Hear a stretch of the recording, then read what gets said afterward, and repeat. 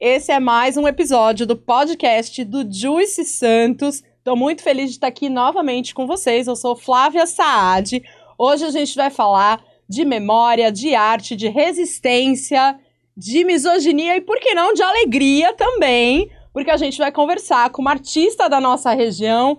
A gente vai falar sobre como as memórias das pessoas, das nossas mães, das pessoas que nos cercam, também influenciam a nossa vida na cidade. Quem tá aqui comigo é Maria Sil, tudo bem? Tudo bem, Flávia? Tudo bem, gente? Seja muito bem-vinda! Obrigada, meu bem.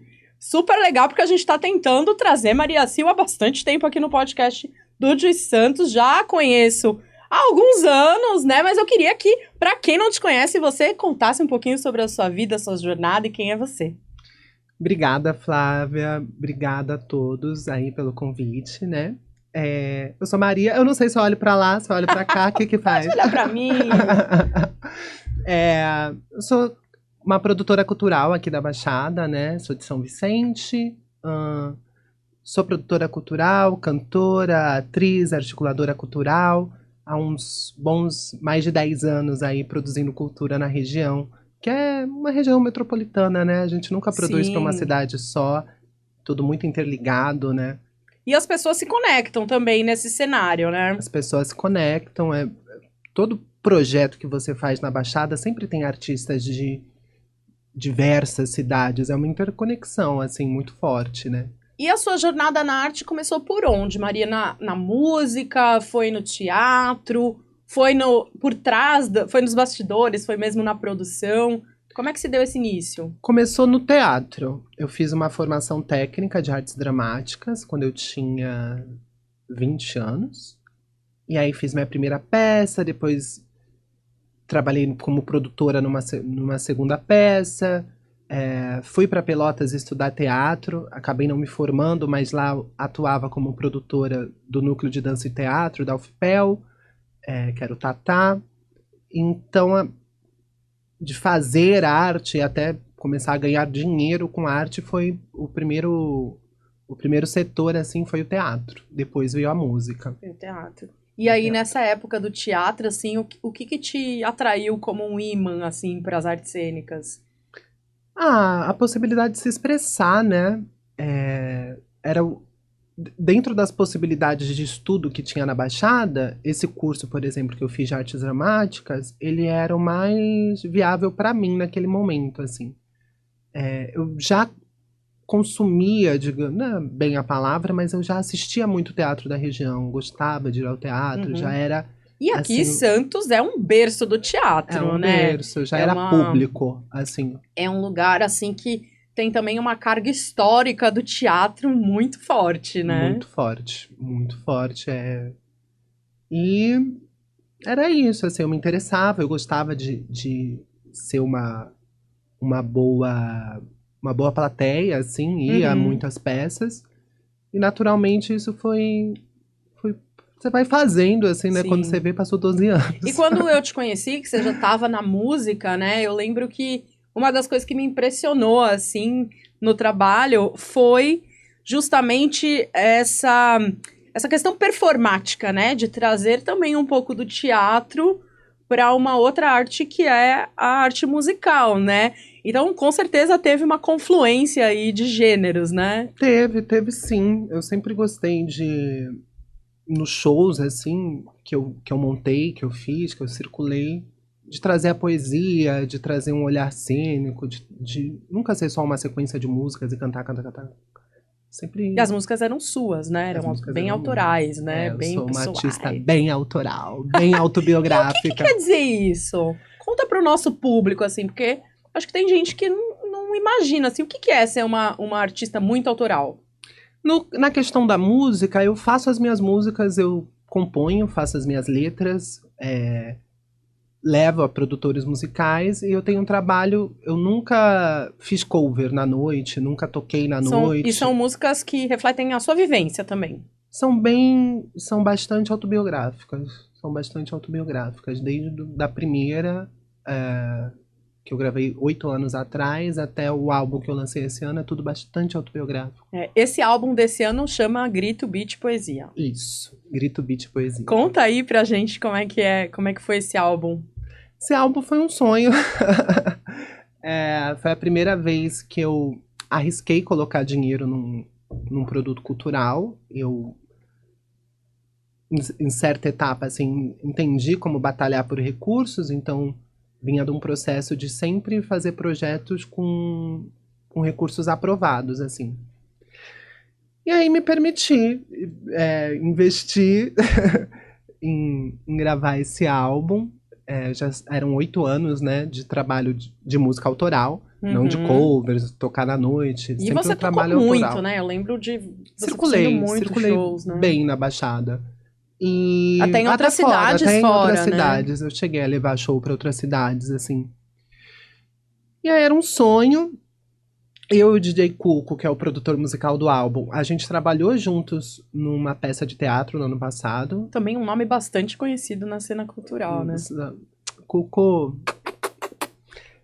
é muito gente boa, assim, a gente criou muito bem, se deu muito bem, que a gente fez juntos o monólogo Quando Mataram os Meus, com direção de Miriam Vieira. Era um monólogo onde eu era atriz e compositora, e ele veio para produção musical. E aí, como a gente se deu muito bem nesse processo de produzir músicas minhas para a peça, eu peguei o gancho e acabei gravando o álbum.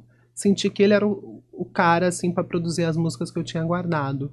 E aí a gente produziu um álbum aí de 11 faixas, distribuído pela Sonora, e entregamos aí esse trabalho. Interessante você ter falado isso, assim, né, de você ter depositado né, de você ter colocado até grana, né? E não só isso, mas o artista, a gente que trabalha com criatividade, coloca também muita energia nas coisas, muito tempo, né? Leva um tempo e leva um desgaste, né? Até emocional pra gente investir, né? Não é um investimento só de dinheiro, é um investimento de tanta coisa, né? É de muita coisa. De uma história, nesse caso, teve esse investimento de grana, que foi uma coisa meio nova, assim, pra mim. Acho que envolve sonhos, expectativas, uma realização. E também, depois que passa, assim, né? Ele foi lançado em março, não estourou. Mas ainda, de repente.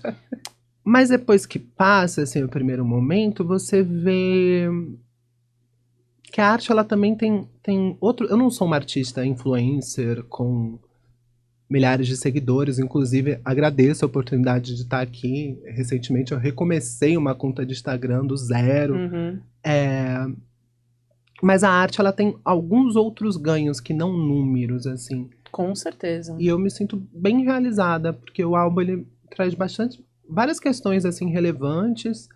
Tem uma diversidade musical muito forte, porque eu vim da MPB e a gente fez uma junção da música urbana com a MPB.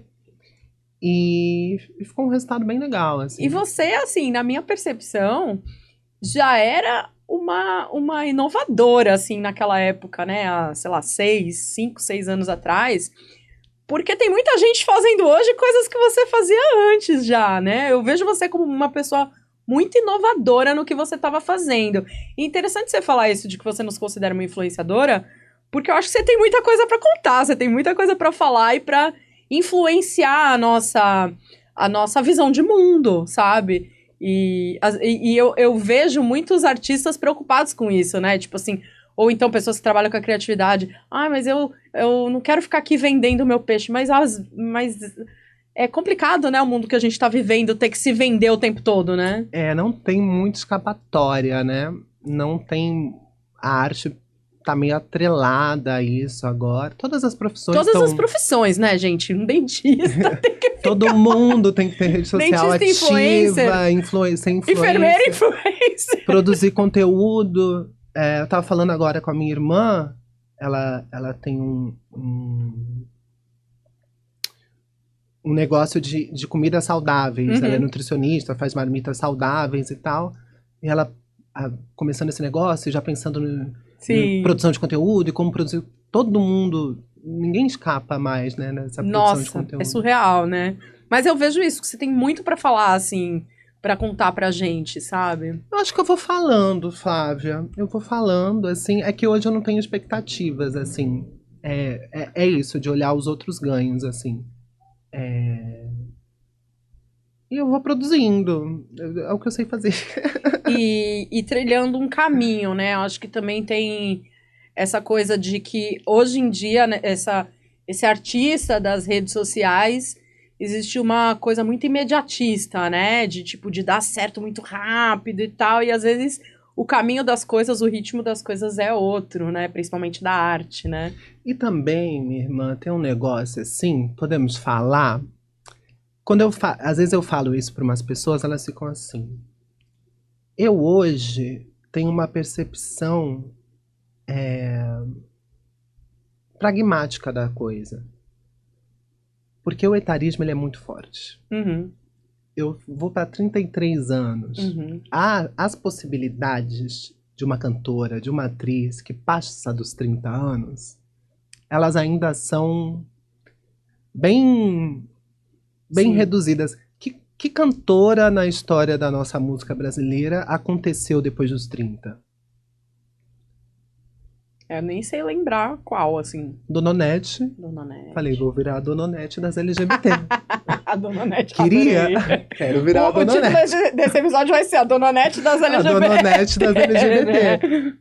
São poucas. É. São muito Pra poucas. mulher em geral, né? Pra mulher Toda em mulher geral. que tem aquele ditado que é a idade certa pra ser uma mulher é quando você é um homem, né?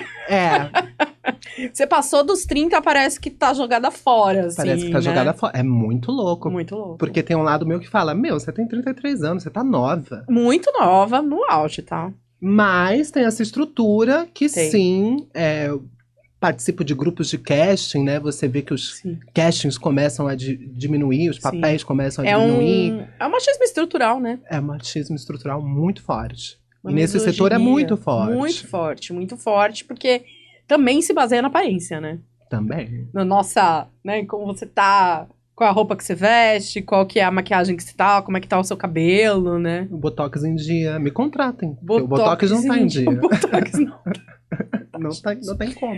Se protetor solar tiver em dia, já tá bom demais, Já né? tá ótimo. Já tá ótimo. Mas é interessante você falar isso, que demora um tempo para as coisas acontecerem, porque justamente o livro que você escreveu, ele foi algo não. que... Não, escreveu não, né? Ela lançou o livro, é verdade, ela vai contar a história.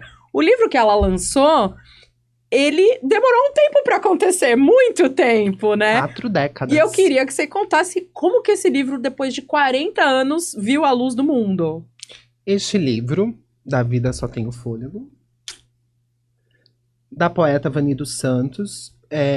A Vani, ela era minha mãe.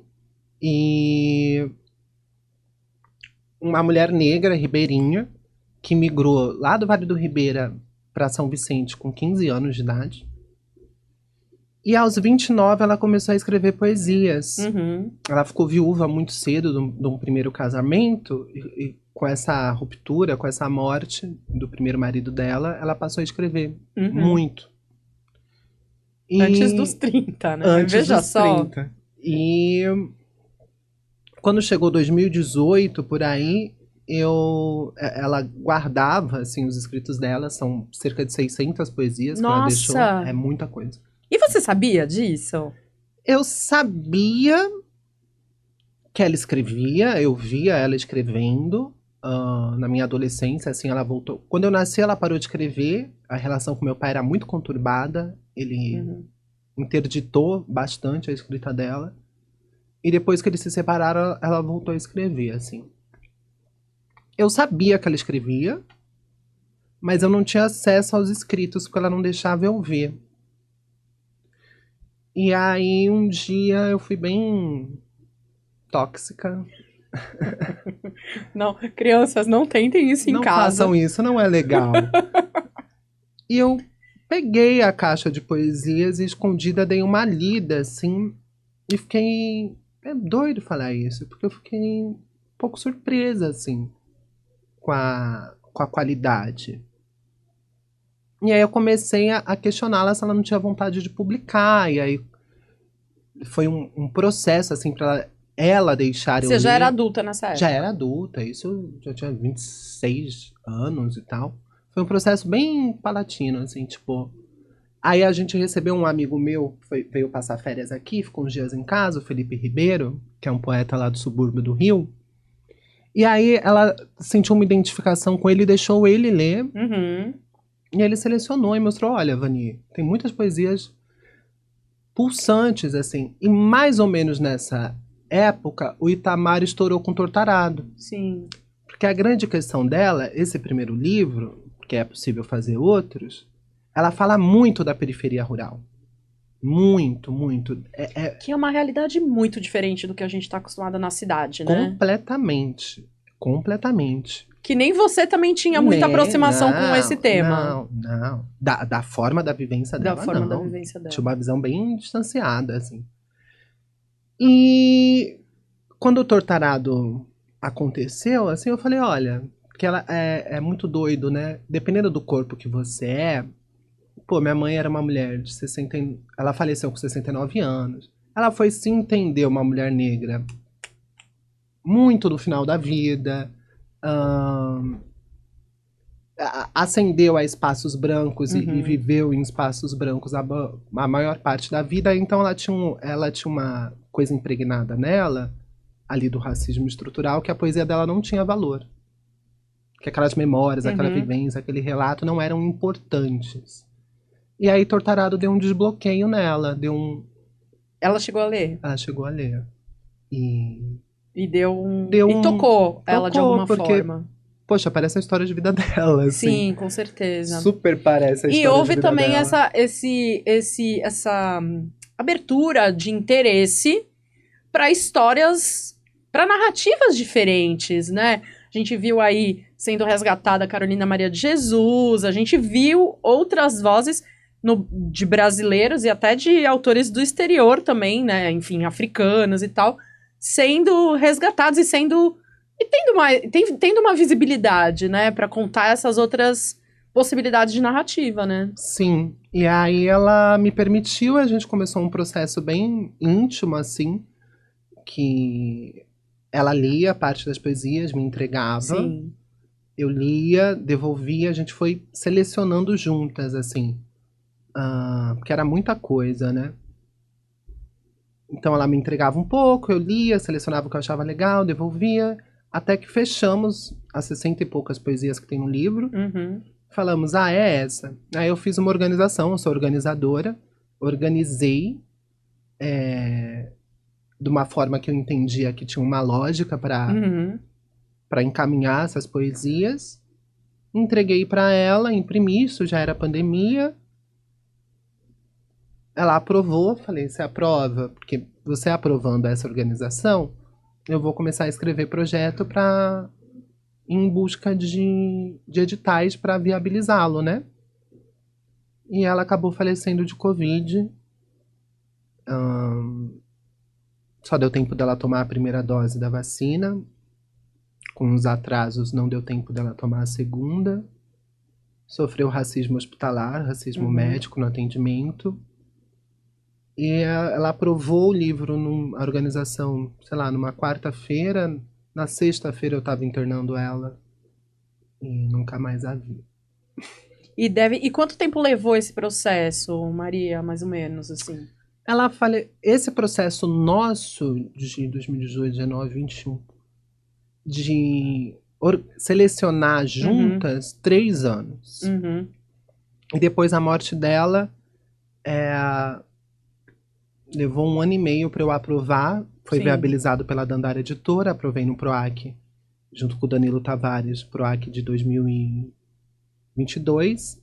1 ano e meio depois da morte dela, eu consegui aprovar o projeto e lançamos esse ano. E você sentiu que esse processo todo esse caminho que você percorreu com ela, mudou a sua relação com ela?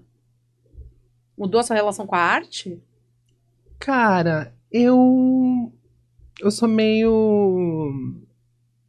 Eu sou um pouquinho obsessiva, assim. Acabou que nos últimos meses... Como virginiana, é virginiana. Não, sou libriana, mas eu sou...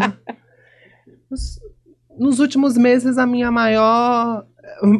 meu maior contato era mais com a poesia Com a dela poesia dela, do que sim. com ela, exatamente. Muito louco isso. Mas eu tenho certeza que também teve alguma influência no seu fazer artístico, né? Ter contato com todas essas frases, essas palavras, esses sentimentos dela. É um livro bastante profundo. Bastante profundo.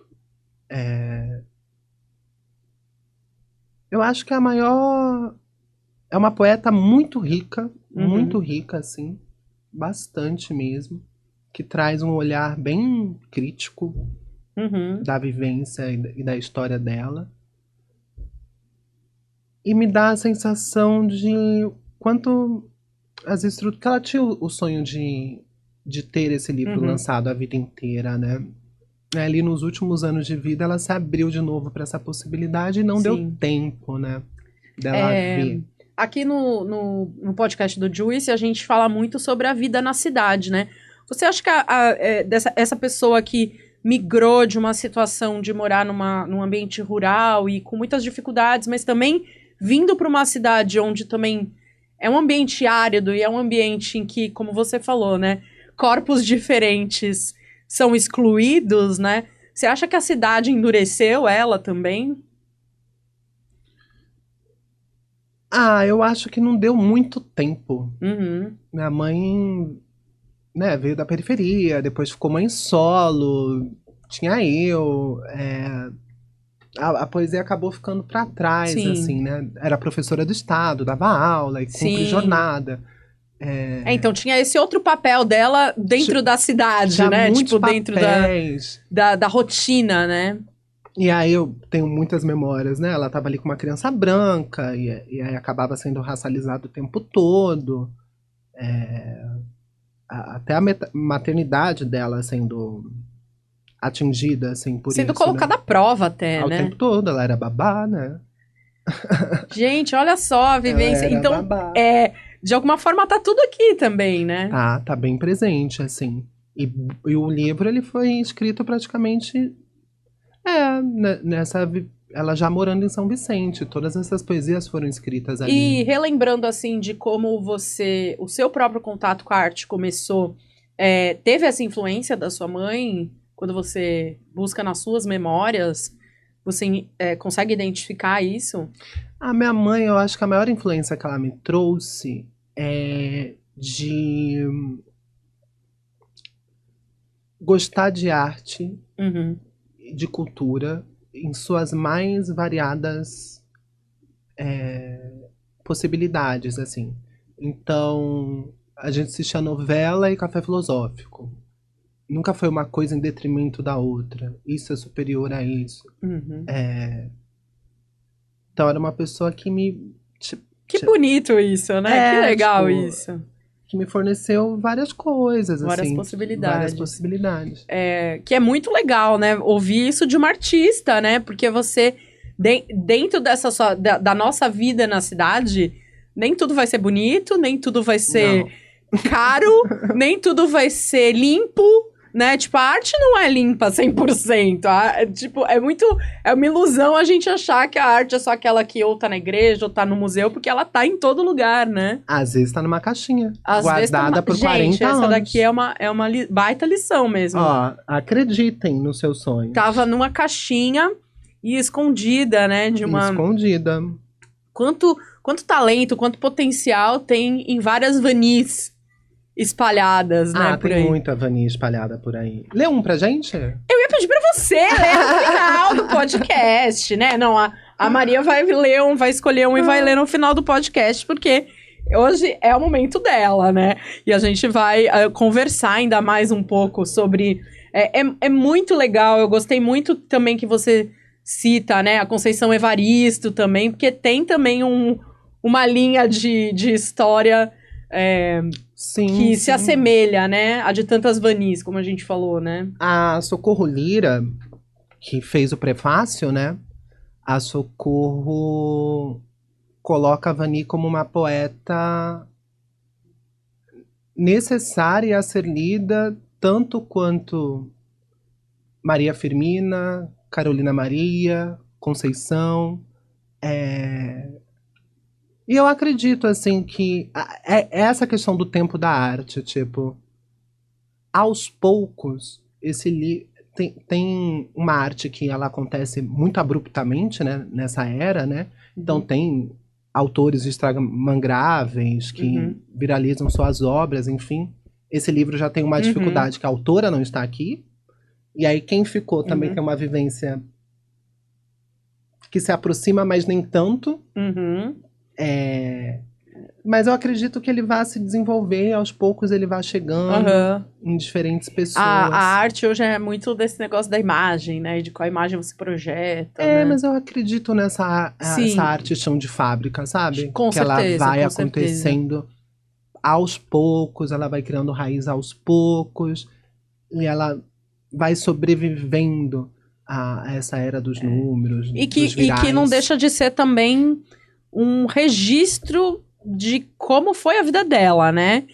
E como a gente falou, de tantas outras pessoas que viveram vidas parecidas e crises parecidas e coisas parecidas. Você falou que ela era professora, né? Professora de história. Professora de história. Então ela teve realmente essa vida também que, além de produzir cultura, né? Estava ensinando e formando outras gerações, né? Ela deu aula por 25 anos, né? E é aquela velha história, né?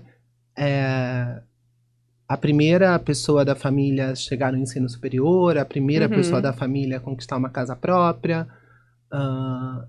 Ela foi no caminho do estudo, né? Foi ascendente numa época que não existiam políticas públicas de estudo, de formação, de concurso, nem para a população negra, nem para a população periférica. E ela foi superando estatísticas, né?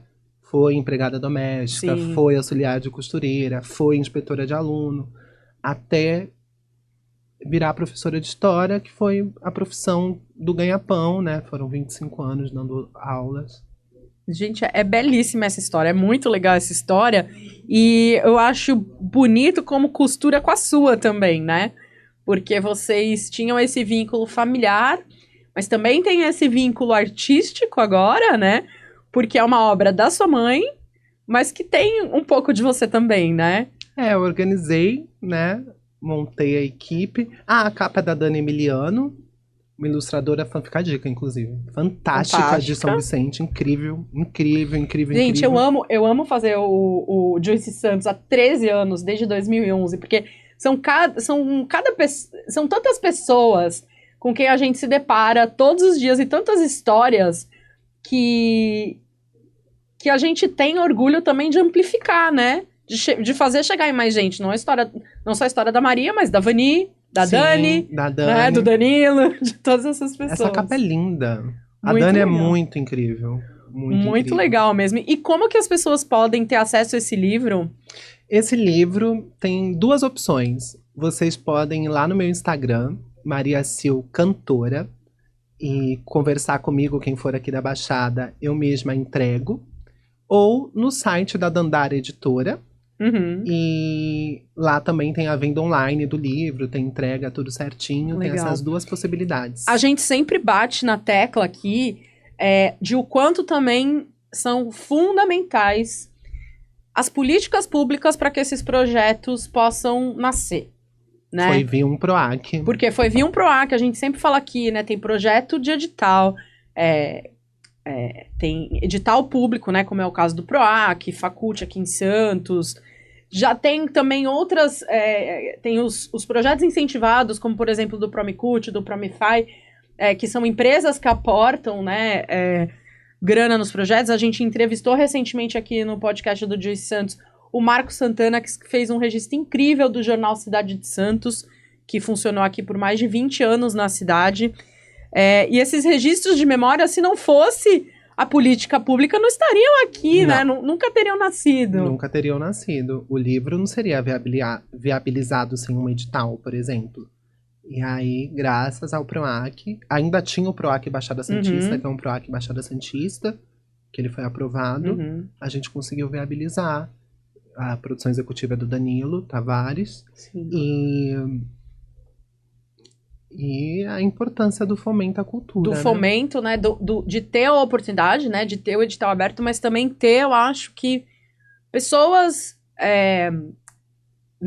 nessa esfera pública, pessoas que estão observando o quanto essas histórias também são importantes de ser contadas, né? Sim. Dando preferência para a comunidade LGBT, dando preferência para produtores negros, né? Enfim, dando mais espaço para que histórias de minorias sejam contadas, ou a arte de minorias consigam ser realizadas, né? Sim, sim. E não fique sempre aquela coisa monotemática me irrita muito, assim, essa coisa meio monotônica, né? Que fica sempre a mesma voz falando, né? E não tem voz de mulher, e não tem voz de LGBT, e não tem voz de outras pessoas que tem muita coisa pra falar, né? Sabe o que me preocupa mais? Eu acho que teve um avanço, assim, né? Principalmente de artistas negros e LGBTs, de conseguirem espaços assim. Mas eu sinto ainda, aí falando um pouco do meu lugar de uma travesti branca, e pensando também o livro da Vani, que o que se aprova em editais são as nossas dores. Então você ainda tem que usar o subterfúgio da dor para sensibilizar pareceristas. E eu acho que a população LGBT, a população negra, a população indígena, ribeirinha, quilombola, ela tem o direito de falar sobre fé, afeto, felicidade. Sobre o que ela quiser, né? Sobre o que ela quiser. As pessoas fazem aquela piada, né, de querer filme de gay trambiqueira, né? Mas é verdade, né? A gente quer ver as histórias do dia a dia, né, do cotidiano. Não, sobre felicidade. Eu me pergunto se a Vani não tivesse morrido, se o projeto seria aprovado. Entende? Sim. Quero publicar, vamos publicar o livro de uma autora negra de 69 anos, que produziu durante 40 anos, tarará, tarará, a história tarará, sensibiliza. e ela está viva. Ia aprovar? Ia. Talvez não, né? Ou o fato dela ter morrido sem publicar, vamos aprovar. Pô, tem que morrer? Sempre a barganha da dor. Isso é meio cansativo, sabe? Eu ainda me vejo, pra aprovar projetos, barganhando dor. E não histórias de cotidiano. Queria falar de felicidade, alegria, de nossa, um drama existencial. Como é difícil estar no universo. Mas não, você tem que sempre estar barganhando dores. Né? Sim. Eu me pergunto isso, assim, se teria aprovado. Talvez seja o próximo passo, né? A próxima etapa agora que a gente... Será que a gente vai batalhar pra viver isso? Tomara. Tomara, né? E isso se conecta também com o seu próximo projeto, né? Que é o curta-metragem Antes da Rua. Sim, aprovado pela lei Paulo Gustavo de São Vicente. E o que vai ser esse projeto? Esse projeto ele é um curta-metragem. Ele tem direção de Beth Nagô. E o roteiro é meu e do Danilo Tavares, também, parceiro. Escreveram um roteiro, deram os toques finais no roteiro aqui no Juicy Hub. Que eu lembro deles aqui na salinha, conversando, burilando lá o roteiro, né? Que é um trabalho, é um trabalhão, hein, gente? Foi bem gostoso esse processo, assim, mas ele ainda é um lugar de barganhar através da dor. Então ele conta a história da Amanda, uma mulher trans, que tudo que ela vive antes de cair em situação de rua. Esse é um mote. Então, todos os nãos, todas as negativas, tudo o que acontece antes de cair numa situação de extrema vulnerabilidade. Porque as pessoas tendem a se sensibilizar com determinadas vidas e determinados corpos quando eles atingem uma vulnerabilidade extrema. Aí eles são passíveis de sensibilidade, aí... Como tem o casal maloca, por exemplo. Sim. Pô, então eles caem em situação de rua, tarará, tarará, e aí sim, eles já estão na rua. E aí, é uma espetacularização. Da dor. Mas vocês podem contribuir com vidas negras, indígenas, trans, antes da extrema vulnerabilidade. Sabe?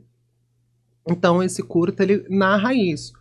Por exemplo, e isso tudo tá no curta. Eu sou atriz e professora de teatro. Tenho uma formação técnica. Eu não consigo aulas de teatro para dar. Não consigo, eu não sou aprovada em nenhum processo. A maioria dos meus amigos e amigas que são artistas, atores, atrizes, tem na arte e educação uma fonte de renda. Essa fonte de renda, para mim, na Baixada, é negada. Não consigo acessar. Projetos escola, também não consigo acessar. Ninguém coloca esse corpo para circular num projeto de escola. E empregos CLT. Cansei de receber não.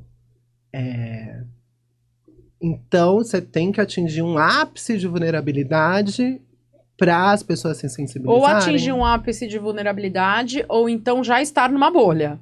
Você não acha? Tipo assim, algumas pessoas que já estão numa situação, talvez, de privilégio, entre aspas, conseguirem, será que não? Ou isso também não acontece?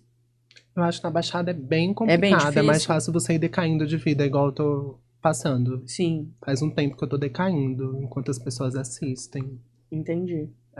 Mais fácil decair. E quais são esses nãos que... Esses nãos que você coloca no filme, eles foram coisas que aconteceram com você, mas também foram coisas que você ouviu por aí de outras mulheres? Sim, total. Não conheço uma mulher trans dando aula em escola de teatro. Tem, mas tem concursadas, que são inspiração pra mim, que aí você pega uma outra via, né? Uma outra via. É uma outra forma. Agora, a questão da empregabilidade, ela é complicada mesmo. É bem difícil. Sim. Bem difícil. Até porque a empregabilidade, ela vem com outras coisas também. Vem com o transporte público, né? Vem com você ter que, né, assumir uma posição dentro da cidade, né? E também tem uma coisa que é assim... Às vezes, você serve de boi de piranha para um espaço avançar. Então, por exemplo, eu já contribuí com espaços aqui na Baixada que hoje empregam mulheres trans. Tá. Mas eu precisei falar anos atrás, me contrapor, fazer a militante chata, trazer a questão. E aí existe um desgaste pessoal e não vai ser você a contratada, amor. Vai ser que bom. Passam-se os anos, as coisas mudam. Mas quem abre a porta sempre, né? Mas quem abre a porta fica um pouco como outras abriram pra mim. Né? Sim. E você enxerga que isso, para alguma geração futura, você vê isso melhorando? Eu acho que tem melhoras, né? Eu tava refletindo um pouco sobre isso, assim. Eu acho que tem... Eu não consigo negar que há uma evolução, que há uma melhora. Por exemplo, para adolescentes, né, que se descobrem, meninas ou meninos trans, hoje, em relação a como foi para você se descobrir no passado, assim. Eu acho que... tem de 2015, 16 para cá um avanço de representatividade na grande mídia que nos permite... É porque eu peguei eu fui ter uma transição meio tardia, assim. Eu despertei para minha transição por causa da Renata. Renata Carvalho. Renata Carvalho. Eu chamo de Renata. Renata Carvalho, para quem não conhece, é uma grande atriz brasileira, né? Que é daqui da nossa região também. Uma mulher trans. Que abriu muitas portas. Muitas portas. Isso lá nos anos 2000, né? Assim. Vem da Renata, e principalmente essa virada dos espaços que ela começou a acionar e ocupar, eu falei, peraí, de repente, porque tinha muito medo, assim, de cair num lugar de extrema vulnerabilidade, assim, do dia pra noite. Falei, pô, de repente é possível ser uma travesti ocupando outros espaços que não da prostituição? E ver a Renata me deu... Então, acho que quem é adolescente hoje já cresceu um pouquinho num contexto... Tem muitas Renatas pra se inspirar. Tem mais Renatas, Né? Eu me divido, assim, um pouco, né? Porque, enquanto observadora, lógico, né? Porque eu não estou vivendo o que você vive. Mas, enquanto observadora e como mãe também, eu acho que eu observo que para uma camada, para uma bolha, isso é verdade, né? Por exemplo, às vezes, minha filha estuda numa escola particular em que as crianças escolhem o nome pelo qual querem ser chamadas. Ah, isso é uma bolha. É uma bolha? Eu sei que isso é uma bolha, né? Isso é Eu uma sei bolha. que isso é uma bolha. Mas é bolha atrás de bolha que a gente vai, né? Tipo, mas eu também sou meio cética, falando assim, putz, é por isso que a gente tem que amplificar as vozes de pessoas como você, que é pra mostrar que, porque nem todo mundo tá na mesma bolha que eu, né? Eu acho que é nem lá nem cá. Não é melhor do que já foi, mas não é tanto. Não é, eu avanço também assim. acho que tem muita coisa pra acontecer ainda, né? E eu acho que é um avanço que ele pode ser desfeito muito rápido, assim, né? Sim. Muito rápido. Mas eu acho que talvez essa mudança esteja, embora que a gente fale muito de cidade, né? Porque é nesse microcosmo de cidade em que a gente vive a nossa vida, né? Vive o nosso transporte, nosso deslocamento, nosso trabalho, nosso lazer, nosso amor. A gente vive num ambiente de cidade, né? Talvez isso esteja se fazendo nos núcleos menores, nas famílias, ou não. Como assim? Dei uma. Essa receptividade à aceitação, enfim, de meninas e meninos que, enfim, descobrem que são pessoas trans e tal, está começando a acontecer dentro de casa de uma forma mais suave ou não? Da família, ou não? Acho que depende tanto de cada família. A cidade já é dura com elas, o mercado de trabalho é dura com elas. E a família, ela não tá receptiva a isso? Acredito que esteja um pouco melhor. Uhum. Acredito que seja um pouco melhor, mas não sei se tanto assim. Não sei se é tanta melhora de apoio familiar. Ainda tem muita trans, muito homem trans, Expulso de pessoas trans não casa. binárias, expulsos de casa. É bem complexo. Eu queria que você comentasse um pouco assim sobre essa coisa do outro, né? Porque você se descobrir trans é uma coisa um processo muito interno, eu imagino, muito, como é que eu vou dizer, muito pessoal e interno seu, mas também ele extrapola para o outro, né? Como que foi para você essa jornada de existir para o outro e existir para uma cidade, para uma região, para um mercado de trabalho? Dolorosa, né? Não vou Uhum. falar que é tranquilo, não. Ainda é doloroso. Ainda é, né? A Renata, eu lembro de um vídeo dela, numa entrevista, ela na Folha de São Paulo, e ela falando sobre isso, assim, o corpo trans, porque eu não tenho passabilidade, né? Então eu sou evidentemente uma travesti. Não tem como. O que é passabilidade? É quando você não passa pelo gênero, né, que você está. Quando a mulher trans ou o homem trans, você não olha e fala, é trans. Quando você não fica na dúvida. Quando você não fica na dúvida. Eu sou evidentemente uma travesti, não tenho passabilidade, então eu botei o pezinho pra fora, eu saí de casa, começa um jogo onde eu tenho que me impor, mas onde os olhares massacram. É um evento, você entra no lugar, você sente o desconforto que a sua simples presença causa no transporte público, na rua, em qualquer lugar. No shopping, qualquer lugar que você tenha que ocupar, né? E é essa questão, aí a Renata fala isso nessa entrevista, quando você coloca um corpo presente, seja no seu empreendimento, seja na sua peça de teatro, seja na sua escola, quando você tira esse corpo da noite, do escondido, e traz ele para o cotidiano, para o dia a dia das pessoas, elas são obrigadas a normalizar. Elas têm que conviver com aquela imagem, com aquela presença. E aí alguma coisa acontece no convívio, porque a presença cotidiana, ela é uma ferramenta de naturalização, de convívio, de respeito que nenhuma outra coisa vai trazer.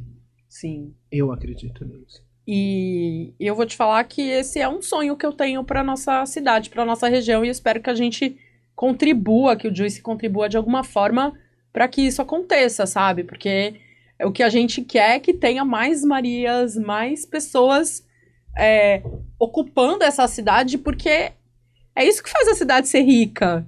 Não é o dinheiro só, é a cidade ser rica de pessoas, de diversidade, de visões, enfim, de cores, né? Isso é que faz uma cidade ser próspera também, porque não dá pra uma cidade ser interessante se todo mundo for igual. E se as pessoas tiverem que ir embora, né? Se as pessoas... Não, a gente sempre fala isso. Se você tiver que ir embora... E eu imagino que isso tenha acontecido com muitas pessoas trans, travestis, pessoas não binárias. Você deve ter visto muito isso, assim, acontecer das pessoas terem que ir embora, porque a gente vive numa região conservadora. Ah, sim. Pelo menos na minha bolinha próxima, assim, de relações pessoais, eu vi várias indo embora, né? E é muito triste, porque são talentos, né? São pessoas com valor, né? Sim, mas São pessoas... Baixada é complicada.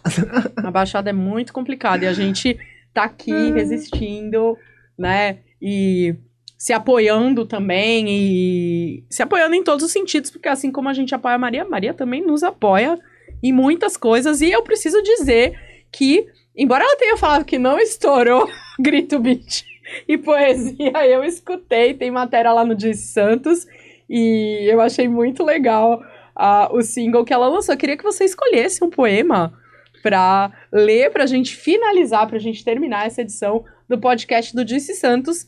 Eu já tenho meu livro, está autografado, né? Uma dedicatória. Uma dedicatória, né? da pessoa que organizou, né? E agora a gente vai ouvir uma das poesias do livro da Vani. Política. E o camponês era também político, daqueles em que o sangue ferve. E eu também era política. A vitória e a derrota eram vida em mim. O camponês até a ideologia comunista conhecia. Do jornal, que eu não sabia o nome, a sua mulher e eu tínhamos medo. Então, a ideologia comunista dos jornais virou fumaça.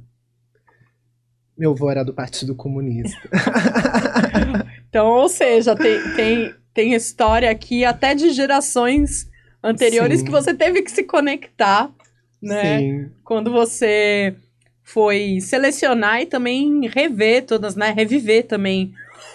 Que eu acho que é rever, mas é reviver também que você fez, né? Total, porque é isso, assim, eu tava pensando nisso vindo pra cá. Eu tenho uma certa bagagem de oratória perante esse livro. Porque eu sei as histórias, a origem. Então, realmente, elas tacaram fogo na Voz Operária. Sim. Porque o Partido Comunista queria fazer uma guerrilha armada lá no Vale do Ribeira. Só que são coisas que não estão na poesia, né? Mas eu sei. Sim, que conversávamos sabe a sobre. História, né? Eu sei a história. E são histórias também que a gente quase não conhece porque não tem quase registro, né? Não. Quem viveu agora já tá já mais velho, né? Então a gente não sabe como que vão ser preservadas essas memórias.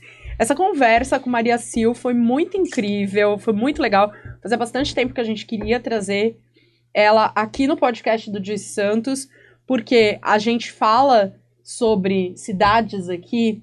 Hoje a gente falou de arte, falou de memória, falou de muitas coisas, mas voltamos a insistir. Lud, quando tá aqui comigo, um beijo pra Lud, que hoje não está, mas a gente sempre fala que a cidade só é boa quando é boa pra todo mundo. Sim. Né? E é por isso que a gente quer sempre ter aqui comigo, ou com a Lud, ou com quem esteja aqui nessa bancada, pessoas que não só merecem que uma cidade seja boa para elas, porque elas também contribuem para que essa cidade seja incrível, né? E Maria Sil é uma pessoa que contribui para que a nossa região seja cada vez mais bonita, mais diversa e mais cheia de arte. Obrigada. Flávia, foi muito emocionante. Muito obrigada pelo convite, por essa oportunidade, por me permitir trazer o livro da Vani. Você merece isso e muito mais, a gente é muito fã. Queria pedir para você seguir Maria Sil cantora, né? Isso. Nas redes sociais e também assinar o canal do Juicy Santos aqui no YouTube, seguir a gente lá no Instagram e lembrar vocês que para você saber o que tá rolando aqui, quem são as pessoas que estão fazendo acontecer aqui na cidade, a forma mais direta e em que você fica menos refém do algoritmo é entrando no nosso site, joycesantos.com.br, e também assinando a nossa newsletter, porque no Instagram, no Facebook, a gente fica refém do algoritmo, só chega o que eles querem para você. Então, se você não quer perder nada, entra lá no site, assina a nossa newsletter, porque tem muita informação bacana para você curtir a cidade, viver a cidade, não só morar nela. Um beijão e até o próximo episódio.